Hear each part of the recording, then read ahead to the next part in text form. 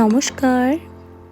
গত মাসে বাড়ি গিয়ে দেখছি আমার মা আর আমার বৌদি মিলে এই সুন্দর সুন্দর ফুল ও ইনডোর প্লান্টস দিয়ে আমাদের ব্যালকনিটি ভরে তুলেছে।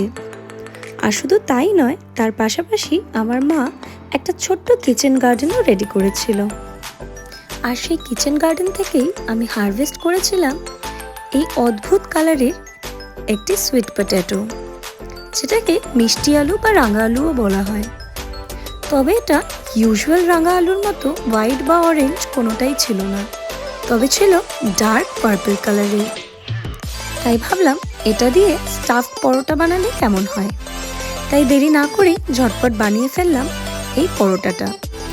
তবে তোমরা কি কেউ জানো এই মিষ্টি আলুর অরিজিন কিন্তু সাউথ আমেরিকা, আর এটা ইন্ডিয়াতে ইন্ট্রোডিউস করেছিল পর্তুগিজরা।